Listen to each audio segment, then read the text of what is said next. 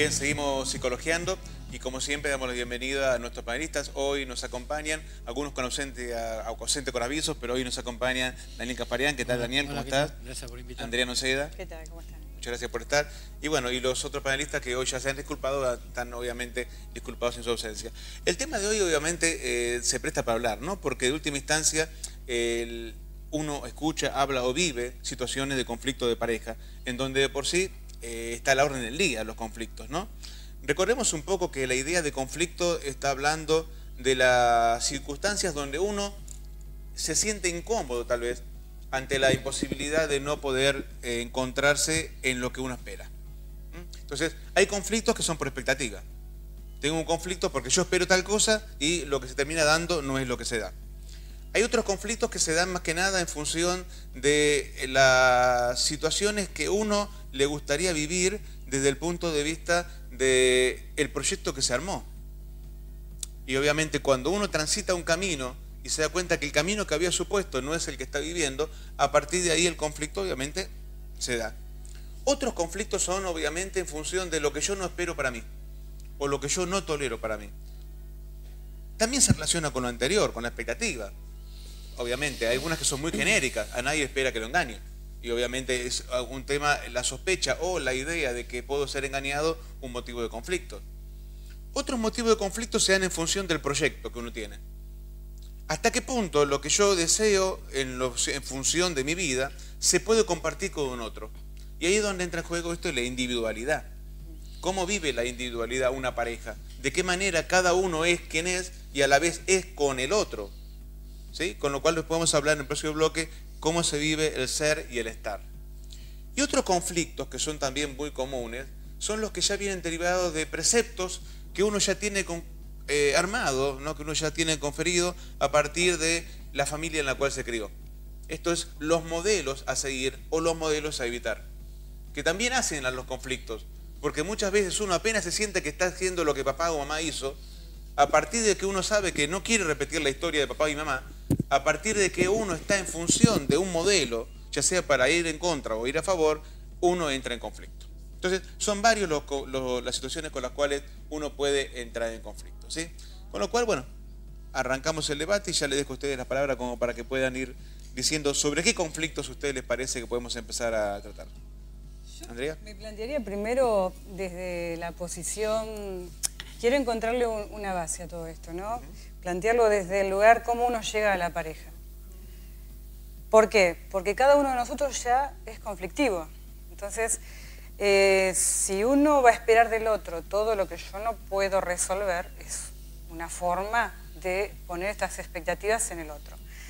Muchas veces surge el tema de la comunicación, la falta de comunicación, que es una de las causas que todos nosotros, porque quiero basarme un poco en nuestras propias experiencias, a ver si lo podemos encontrar más real en nuestra propia vida, todas estas problemáticas que se van presentando, que seguramente en algún punto, en algún momento de nuestras vidas lo hemos pasado o es factible que lo pasemos, porque tiene que ver nuestra propia personalidad, la personalidad del otro. Cuando decimos encontré a la media naranja, mi media naranja, ¿por qué? Quiere decir que la parte que a mí me falta, yo la espero de esa persona. Toda esa evaluación que hago previamente, toda esa valoración sobre su personalidad, sobre su forma de comportarse. ¿Uno pone mucho peso en la completud que el otro me puede llegar a hacer?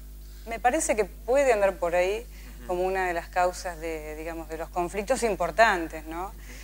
Porque después tenemos puntos de discusión que muchas veces puede pasar que justamente por evitarlos, por los temores que vos planteabas antes, no desarrollemos bien estos momentos, entonces vamos acumulando y quizás llega un momento que ya no podemos acumular más y damos por desechado a la otra persona, entonces no nos sirve.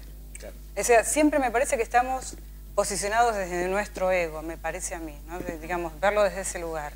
¿Cuánto esperamos del otro y cuánto damos nosotros? ¿Y cuánto estamos dando nosotros? Recordemos que una pareja se construye en etapas, ¿sí? Las etapas de construcción de una pareja, por lo general, son 4 etapas.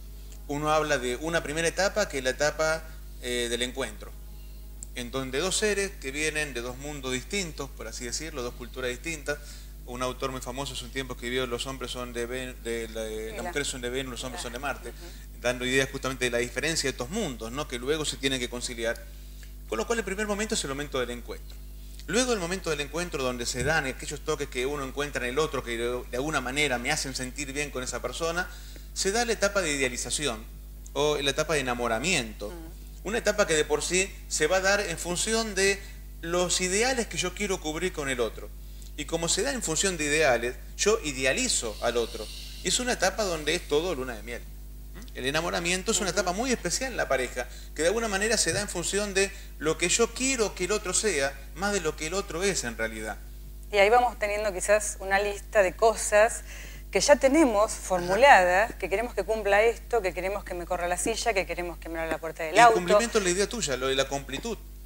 Porque uno siente que ese otro va a cumplimentar todo aquello que yo no logro y quiero que aquel otro sea todo aquello que yo no logro para mí.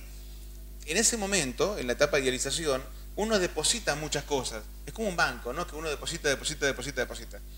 Pero llega una etapa en donde llega un momento en esa etapa, se termina. Una etapa se quiebra en función de que hay otra etapa que tiene que venir, que es poner los pies en la tierra. Pero uno, como es, el ser humano por lo general es muy, digamos, de ir a los extremos, y viene la etapa de desrealización. O sea, la tercera etapa es lo contrario de la segunda. ¿Qué significa esto? Que lo que viene ahora es la etapa donde yo ya me doy cuenta que aquello que me gustaba ya no me gusta. Antes me encantaba que tocara la guitarra, ahora ¿por qué no la cortás con esa guitarrita? Antes me gustaba cómo hablabas, ahora no puedes parar un poquito de hablar. O sea, viene todo lo que de alguna manera yo idealicé, ahora aquello que yo estaba esperando que viniera no viene, entonces le pongo eje ¿a qué? A la falta. Le pongo eje a la ausencia de aquello que yo esperaba. Entonces, ¿qué viene? La etapa de peleas, la etapa de conflictos, la etapa donde de alguna manera yo estoy haciendo que el otro sea hasta tal vez lo que el otro nunca va a ser. Porque como yo lo idealicé y estoy ahora esperando, lo que yo estoy esperando del otro y la demanda del otro, obviamente se hace mucho más intensa. ¿Pero es un problema del otro o mío? Y ahí está Ese es el punto. Si yo deposité mucho en el otro, yo soy responsable de lo que deposité. Capaz que yo deposité ilusiones. Claro. Yo deposité muchas esperanzas, que de alguna manera el otro capaz que me la quiso vender. Cuando digo el otro o la otra, ¿no? Estamos claro, hablando de lo que es la contrapartida de la pareja. Pero hay una cuarta etapa, que es la etapa de consolidación. Es la etapa donde de alguna manera uno se da cuenta que el otro es un ser humano con sus pros y sus contras, y no es resignación. Porque si es resignación ya estaríamos hablando también de qué cosas yo estoy dejando de lado. Es aceptar al otro como es, con las cosas que me gustan y las cosas que no me gustan, con la esperanza que las cosas que no me gustan algún día las cambie, y valorizando las cosas que me gustan. Y ahí es cuando se da esa construcción de pareja. Ahora, ¿qué pasa si nos quedamos en la etapa 2 o en la etapa 3? ¿Qué pasa si siempre estamos idealizando o si siempre estamos demandando? Si siempre estamos generando una idea de que lo que yo veo es lo mejor que pueda haber, o estoy permanentemente viendo la falta y señalando la falta y el reproche está a la orden del día. En el primer caso vivimos una gran negación y en el segundo caso estamos autosaboteando la pareja. Con lo cual lo que tenemos que ver es de qué manera se dan los conflictos y en qué etapa, como para justamente saber cómo y con qué herramientas podemos superarla. Yo te quisiera agregar a lo que decís, que enmarcarlo todo lo que decís en un contexto más grande, ¿no? La época que vivimos. Ajá. Es una época cambiante. Las personas por gustos van cambiando distintos objetos, ¿no? Y de pronto no es tan estable como otros tiempos. Aunque las otras épocas, entiendo, fueron más difíciles, venían de las guerras. Se establecían las parejas y era una forma de sobrevivir y de salir adelante juntos. Y entonces esos problemas que vos decías, por ejemplo la desrealización o el ver no ya la idealización, lo contrario, estaba desilusión. ¿Cómo? Desilusión. La desilusión, pero mirando de la ventana para afuera había muchos mayores conflictos. Entonces se trataba de consolidar la familia. Ajá.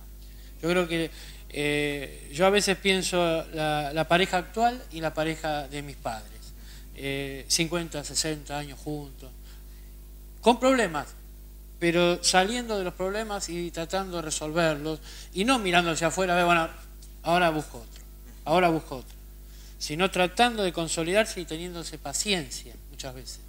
sabiéndose escuchar o sabiéndose quizás callar.